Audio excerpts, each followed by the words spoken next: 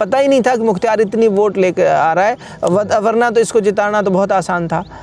कुछ लोगों का अनुमान है, हमारा भी है उसमें अनुमान जी कि कामा में हो सकता है कि लोकसभा इलेक्शन के बाद बाई इलेक्शन हो। तो आप तैयार हैं उसके लिए? तो आने वाले इलेक्शन के लिए जो आपकी तैयारियां होंगी, चुनौतियां होंगी, जाहिर सी बात है। तो वो चुनौतियां क्या क्या हो सकती हैं आपके सामने, और उन चुनौतियों से निपटने के लिए आपका रोड मैप क्या होने वाला है? ना कांग्रेस के कैंडिडेट से ज़्यादा बड़ा भरोसा लोगों ने हम पे किया जी। एक एमएलए के पास कोई जादू की छड़ी नहीं है कि वो एमएलए बना और उसने सारी चीज़ें ठीक कर दी। जी, तो उसको फ्री एजुकेशन जी देनी चाहिए या नहीं देनी चाहिए? अभी ये टूटा पड़ा है रोड, अब पहाड़ी पहुंचने में उनको 20 मिनट लगते हैं, जब वो 3 मिनट में पहुंच जाया करेंगे पहाड़ी।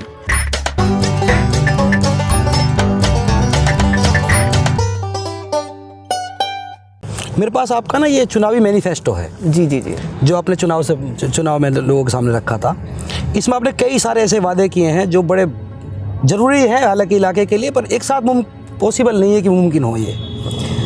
सबसे पहला आपने लिखा है इसमें कामा को मॉडर्न एजुकेशन के रूप में विकसित किया जाए। जी जी जी जी। तो उसके लिए जैसे कि आपने कहा कि आप 50 स्कूल कम से कम चाहते हैं इस इलाके के लिए, मतलब आपकी हाँ मैंने बताया कि भाई एटलीस्ट इतने स्कूल भी हों तब भी इस इलाके के स्कूलों की ज़रूरत पूरी हो सकती है इस इलाके से।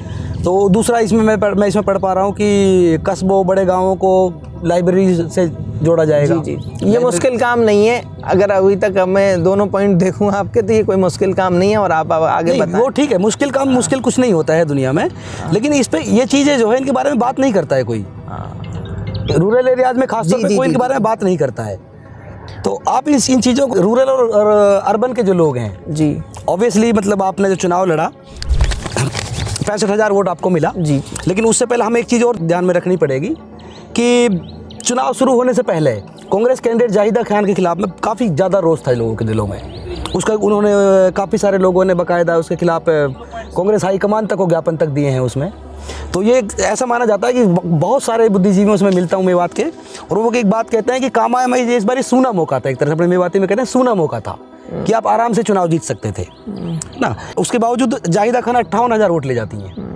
इतना रोष होने के बावजूद वो 58,000 वोट ले रही हैं यहाँ से। तो आपको क्या लगता है कि मतलब ये कैसे हो रहा है? देखिए, अगर हम इस तरह से एनालिसिस करेंगे इस रिज़ल्ट का तो फिर एक बात और समझनी पड़ेगी आपको। इससे पहले कामा विधानसभा से आदरणीय मजलिस साहब चुनाव लड़े थे इंडिपेंडेंट, तो उनको भी बहुत थोड़ी वोटें आई। 1990 एग्जैक्टली मुझे ध्यान नहीं है कौन सी सन की बात है, वो मैं रिकॉल नहीं कर पा रहा। और मैं ये बताना चाह रहा हूँ, उससे पहले आदरणीय हमारे नूर मोहम्मद जी चुनाव लड़े, वो इस इलाके की बड़ी शख्सियत हैं। कई ऐसे बहुत नामचीन लोग चुनाव लड़ चुके हैं इंडिपेंडेंट। और इंडिपेंडेंट चुनाव लड़ने को हमारे इलाके में क्या है, उस तरह का मिजाज नहीं है लोगों का कि इंडिपेंडेंट कैंडिडेट को वोट दें जी। और यहाँ टिकट का बड़ा एक परसेप्शन रहता है कि भाई जिसके पास टिकट है उसी को ज़्यादातर लोग वोट देते हैं। हाँ, शायद इससे पहले मैं ये कहना चाह रहा हूँ कि 65-70 हज़ार लोगों ने जिस तरह से हमें वोट दिया, ये बहुत बड़ा मैंडेट था। वो ऐतिहासिक है, मैं उसको मानता हूँ, ऐतिहासिक है। अब वो 58,000, 55,000, 60,000 वोट अगर कोई कैंडिडेट टिकट पे ले गया तो इसका मतलब ये है कि वो पार्टी से जुड़े हुए लोग हैं जिनको ये लगता था कि भाई मुख्तियार हो सकता है उतने वोट नहीं ले पाए। एक प्रचार ये भी किया लोगों ने साथ के साथ कि यार इंडिपेंडेंट आदमी है, 15,000 ले जाएगा, 10,000 ले जाएगा, ये पैरेलली ये प्रचार चला। तो उस कंफ्यूजन में कुछ लोग रह गए। और मैं आपको बता रहा हूँ, बड़ी तादाद में ऐसे लोग हैं आज की डेट में जो ये कहते हैं कि यार हमें पता ही नहीं था कि मुख्तियार इतनी वोट लेकर आ रहा है, वरना तो इसको जिताना तो बहुत आसान था। तो बहुत बड़ी तादाद में आज की डेट में अगर इलेक्शन दोबारा हो जाए, मुझे लगता है हम 1 लाख से प्लस वोट ले जाएंगे। आपने ये सही बात कही। कुछ लोगों का अनुमान है, हमारा भी है उसमें अनुमान जी, कि कामा में हो सकता है कि लोकसभा इलेक्शन के बाद बाई इलेक्शन हो। तो आप तैयार हैं उसके लिए? देखो, हमें तो काम करना है बेसिकली। अब वो इलेक्शन चाहे 10 दिन में हो जाए, चाहे 5 साल में हो जाए, चाहे 1 साल में हो जाए, हमें बेसिकली काम करना है और हम काम करने के लिए तैयार हैं। जब भी इलेक्शन आएगा इलेक्शन भी लड़ेंगे, कोई बात ही नहीं है। तो आप मेरे दर्शकों को बताइए कि बाई इलेक्शन हो या फिर 5 साल बाद इलेक्शन हो, इलेक्शन तो होगा ही। तो आने वाले इलेक्शन के लिए जो आपकी तैयारियां होंगी, चुनौतियां होंगी, जाहिर सी बात है। तो वो चुनौतियां क्या क्या हो सकती हैं आपके सामने, और उन चुनौतियों से निपटने के लिए आपका रोड मैप क्या होने वाला है? देखिए, 2-3 चीज़ें मैंने महसूस करी ट्रूथली। मैं घुमाने फिराने में बहुत ज़्यादा भरोसा नहीं रखता, जो मुझे समझ आती है। ऐसे तो हमने बहुत लीडर्स देखे। मैंने जो सिंपल समझी बात, जो एक एक एज के आदमी हैं जो आदमी 60 साल की एज में गांव की 4 बार सरपंच रह चुका है, इलाके का प्रधान रह चुका है, या फिर कुछ और सम्मानित सोशली रिकॉग्नाइज आदमी है जी, और मैं 30 साल की एज में अपनी लीडरशिप को इस्टेब्लिश करवा लूँ उनसे कि भाई वो मुझे मान ले कि भाई हाँ हमारा लीडर मुख्तियार है, थोड़ा सा ये चैलेंजिंग था इस बार। और एक 60-65 साल का आदमी जिसने अपनी पूरी उम्र लगा दी राजनीति में, उस आदमी को ये भरोसा दिला पाना कि यार ये 30 साल का लड़का तुम्हारा मान सम्मान रखेगा, तुम्हारे लिए पूरा स्पेस देगा काम करने के लिए, ये थोड़ा चैलेंजिंग था। और कुछ हद तक हम भरोसा बना पाए इस बार भी, बहुत बड़ी तादाद में। आप ये देखो ना, कांग्रेस के कैंडिडेट से ज़्यादा बड़ा भरोसा लोगों ने हम पे किया जी, ऑफ कोर्स। और इस बार भी अगर हमें पार्टी सिंबल मांग रहे थे, हम भी, जो सबको पता ही है कांग्रेस का, अगर हमें सिंबल पे पार्टी लड़ाती चुनाव तो ये मान के चलो आप कि बिना टिकट के ये जो मौजूदा विधायक है हमारे खिलाफ चुनाव लड़ती, मैं दावे के साथ कह रहा हूँ 2000 से 5000 वोट पर निपट जाती। बात यह है कि बहुत बड़ी तादाद में इस बार भी हमने लोगों को समझाने में कामयाब हो गए थे कि यार हम आपका मान सम्मान रखेंगे, हम आपको पूरा स्पेस देंगे काम करने का, और आपके मान सम्मान में कभी कोई बात नहीं आएगी। इस बार हमारे सामने फिर ये चुनौती खड़ी है कि जिन लोगों तक हम ये बात कन्वे करने में कामयाब नहीं हो पाए, जिन लोगों को ये समझाने में कामयाब नहीं हो पाए, उनको आइडेंटिफाई करके और उनके कंसर्न को समझकर उनको ये भरोसा दिलाना है कि यार हम इस इलाके की बेहतरी और भलाई के लिए बहुत कुछ कर सकते हैं, हम मिलजुल कर उनको अपने साथ लेके आना है इस कॉज के लिए कि हम आप मिलके एक बड़ी ताकत बन सकते हैं और आप और हम मिलके इस इलाके की बेहतरी के लिए कुछ बड़ा कर सकते हैं। तो ये हमारे सामने चैलेंज रहेगा कि उनको किस तरह कन्विंस कर पाते हैं, किस तरह उनको जोड़ पाते हैं, इस पर हम लोग काम कर रहे हैं।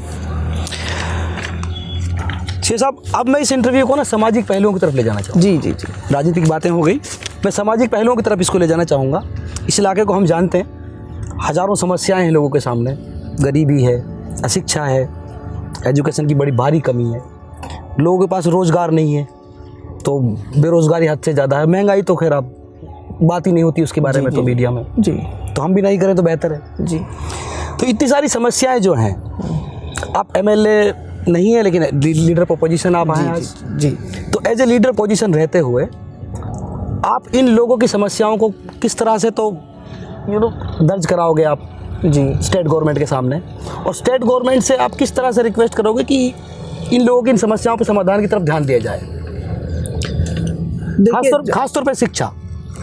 देखिए, शिक्षा के क्षेत्र में जहाँ तक मैंने बात की, मैं पहले भी कहता रहा हूँ, एक एमएलए के पास कोई जादू की छड़ी नहीं है कि वो एमएलए बना और उसने सारी चीज़ें ठीक कर दी जी। एमएलए बनने के बाद भी हम लोगों से हमें डायलॉग करना पड़ता, लोगों के साथ बातचीत करनी पड़ती, लोगों को ये भरोसा दिलाना पड़ता कि यार जो चीज़ें हमने अपने एक्सपीरियंस से, हमने अपने तजुर्बे से सीखी हैं, उन चीज़ों को समझकर हम जो बात कह रहे हैं वो इलाके और इलाके के बच्चों को और नई नस्लों की भलाई की बात है।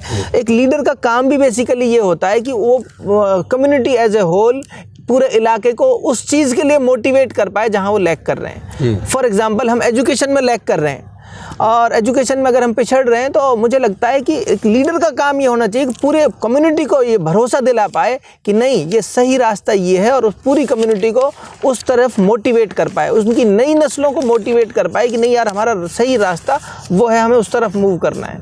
तो वो स्किल्स मैं कोशिश भी कर रहा हूँ कि मैं इलाके के लोगों को एजुकेशन की तरफ इस तरह के प्रोग्राम्स, जैसे ये शिक्षा ही समाधान वाला एक प्रोग्राम था, इस तरह के प्रोग्राम, शिक्षा ही समाधान अपने आप में बहुत कुछ है, एक लाइन का सब, लेकिन वो बहुत कुछ कहता है। इस पे कई सारी चर्चाएं लोग करते हैं कि यार एकदम से हिट करता है दिमाग में, अच्छा एजुकेशन से सॉल्यूशन होगा और सब तमाम समस्याएं हैं। ये एक तरह से ये कह लो कि मेवात की पूरी बॉडी जो है वो मल्टीपल डिजीज ने उसके ऊपर अटैक कर रखा है। अगर अब समाधान निकलेगा तो एक तरह से बोन मैरो है ये एजुकेशन इनकी जी। अगर हम इसको ठीक करेंगे तो ये नया ब्लड बनना शुरू होगा, नया ब्लड बनना शुरू होगा तो चीज़ें ठीक होनी शुरू हो जाएंगी। मुख्तियार पढ़ता है, मैं पहले कहता रहा हूँ कई बार, फिर कहता हूँ, हमारे यहाँ एक कहावत चलती है मेवात में कि ये गूदड़ी के तागों की तरह से एक दूसरे से जुड़े पड़े हैं। उसका उदाहरण बताता हूँ आपको। मैं पढ़ा, मेरे पढ़ने से मेरे फैमिली परिवार के 14 लोग ऐसे हैं जो आज की डेट में सीए कर रहे हैं, उसकी पढ़ाई से जुड़ रहे हैं। अच्छा। और दिन ब दिन ये मेरे अपने रिश्तेदार और मेरे अपने परिवार के लोग, एक मोटिवेशन मिलता है, और उस मोटिवेशन से और 50 लोग और कर रहे होंगे जिनका हमें नहीं पता समझ रहे हैं। तो कई बार ऐसा रहता है कि एक आदमी के बनने से 15 और नए करने लग गए, इन 5-6 सालों के अंदर अंदर इतना कुछ बदला। जैसे ही कोई ये बच्चे निकल के आएंगे, इनको देखा देखी बहुत सारे लोग करने लगेंगे, तो ये पॉजिटिव बदलाव है। और हम ये उम्मीद करें कि एक दिन में एक झटके में कुछ हो जाए, ये मुमकिन नहीं है। लेकिन अगर हम पॉजिटिव दिशा में आज सोचना शुरू करेंगे तो अब से 5 साल बाद उनका रिजल्ट दिखने लग जाएंगे। लाइन में खड़ा हुआ आखिरी व्यक्ति, गरीबी की जो मार झेल रहा है, जी जी जी, बीपीएल के कार्ड, उसमें भी धांधलाबाजी होती है जी, हम सब जानते हैं, उन पर कोई बात नहीं करता है। तो लाइन में खड़ा हुआ जो आखिरी व्यक्ति है, एक्चुअल में उस आदमी को उठाने की जरूरत है हमें। जब तक हम उसको नहीं उठाएंगे, हम एक संपूर्ण समाज बिल्कुल सही बात है, मैं सहमत हूँ आपकी बात से। और उसको एजुकेशन तक हमें लेकर आना है। जी जी जी जी। तो ऑफ कोर्स वो फीस पे नहीं कर सकता जी, महंगी एजुकेशन है। जी जी जी, तो उसको फ्री एजुकेशन जी देनी चाहिए या नहीं देनी चाहिए? देखिए, जो विकसित मुल्क हैं, जी, हम हिंदुस्तान से बाहर की अगर बात करें और पूरे सिनेरियो को समझने की कोशिश करें, जितने भी विकसित मुल्क हैं वहाँ चिकित्सा और शिक्षा, जी, ये सारी की सारी जो है स्टेट की रिस्पॉन्सिबिलिटी है, गवर्नमेंट की रिस्पॉन्सिबिलिटी। दैट मीन्स कि ये तो किसी व्यक्ति के लिए कंसर्न ही नहीं है कि पढ़ाई और उसके चिकित्सा की जिम्मेदारी तो स्टेट की है। जी। तो ये तो किसी भी आदमी का बुनियादी हक है कि उसको अच्छी चिकित्सा सुविधाएं और शिक्षा की अच्छी सुविधाएं स्टेट की तरफ से मिले, गवर्नमेंट की तरफ से मिले। तो मैं इस बात का बड़ी वकालत करता हूं कि स्टेट की ही जिम्मेदारी होनी चाहिए। हमारे जो सिस्टम है, मैंने पहले भी आपसे कहा कि हमारे राजनीति में आने का भी ऑब्जेक्टिव ये था कि हम लार्ज स्केल पे, बड़े स्केल पर लोगों तक कैसे पहुंच सकते हैं। उसका गवर्नमेंट एक मशीनरी, एक संसाधन है कि गवर्नमेंट का जो पास बड़े रिसोर्सेज हैं, उन रिसोर्सेज को लाइन में खड़े उस आखिरी व्यक्ति तक कैसे पहुंचाया जा सकता है। उसके लिए कोई मेरे जैसे व्यक्ति को अगर जिम्मेदारी मिलती है, जो ये समझता हो कि यार एक गरीबी से और एक साधारण परिस्थितियों से निकलकर ये सब अचीव किया जा सकता हो, जिसने वो सारे रास्ते देखे हों, जिसने जिया हो उस रास्ते को, जिसने महसूस किया हो, वो व्यक्ति ज़्यादा बेहतर तरीके से समझ सकता है। हाँ, तो ये सब इसके पीछे की कहानी भी है कि भाई हमें उस आखिरी व्यक्ति तक ये सुविधाएं पहुंचानी थी। इसलिए मैं ये कहूँगा कि शिक्षा उसके लिए फ्री होनी चाहिए जिस आदमी के पास रिसोर्सेज नहीं है, और जिसके पास रिसोर्सेज हैं उसके लिए भी शिक्षा फ्री होनी चाहिए जी। क्योंकि रिसोर्सेज, ये देहाती की बात है, ढलती फिरती छाया है। आज किसी के पास रिसोर्सेज हैं, हो सकता है कल उसके पास ना रहें। तो ये कोई क्राइटेरिया फिक्स करना कि एजुकेशन किसके लिए फ्री होनी चाहिए, किसके लिए नहीं, हम उम्मीद करते हैं कि हमारा मुल्क एक दिन उस स्थिति में होगा ये कि मुल्क की तरफ से ये कहेंगे कि हम चिकित्सा और शिक्षा हमारे स्टेट की रिस्पॉन्सिबिलिटी रहेगी, और अच्छी चिकित्सा सुविधा। अच्छा, हम ना समाज में देखते हैं कि कुछ बच्चे हैं जो ग्रेजुएट हैं, कुछ पोस्ट ग्रेजुएट भी हैं, लेकिन बेरोजगार हैं जी। तो उनके पास रोजगार नहीं है जी। क्या आपको नहीं लगता कि वो बेरोजगारी इसलिए है क्योंकि उनके पास स्किल की कमी है? और अगर स्किल की कमी है तो क्या हम उनके लिए थोड़े से स्किल के स्कूल वगैरह प्रोवाइड नहीं कर सकते? यहाँ तक है कि अगर आप अच्छी एक्सेल सीख लेते हो, क्योंकि मैं कॉर्पोरेट से बिलोंग करता हूँ, तो कॉर्पोरेट में काम करता हूँ, तो मैं जानता हूँ कि एक्सेल की बड़ी डिमांड होती है। तो डेटाबेस कलेक्ट करना होता है, पूरी दुनिया एक्सेल पे चल रही है एक तरह से। तो हम उन बच्चों को कम से कम एक्सेल भी नहीं सिखा सकते कि अपने एरिया में? देखो, मैंने फिर कहा कि हम स्किल की बात तो बाद में करेंगे, बात है लिटरेसी पे अटके पड़े। मैं उनकी बात कर रहा हूँ जो कुछ लड़के जो पढ़े हैं, जो ग्रेजुएट हैं, पोस्ट ग्रेजुएट हैं, मैं अपनी क्वालिटी एजुकेशन शायद उनको ना मिला हो, बट वो आज बेरोजगार हैं। मैं अपनी बात पे वापस आता हूँ कि हमारी चिंताएं अभी भी अटकी तो हुई। जो हमारी लीडरशिप है, जो हमारे विजनरी लोग हैं, वो लिटरेसी की बात कर रहे हैं। अभी जब मैं इलेक्शन में था, मैं तब भी कहता था कि दुनिया आज बात कर रही है रोबोटिक वर्ल्ड की, दुनिया बात कर रही है आर्टिफिशियल इंटेलिजेंस की, दुनिया बात कर रही है ड्राइवरलेस कारों की, दुनिया बात कर रही है वर्चुअल वर्ल्ड की, और हम बात कर रहे हैं लिटरेसी की। हमको अब ज़रूरत है, अगर हमें दुनिया के कदम से कदम मिलाकर चलना है, अगर हमें अपने बच्चों को वो सब एक्सपोजर देना है जो दुनिया के और तमाम बच्चों को मिलता है, तो उसके लिए हमें विजनरी लीडरशिप चाहिए।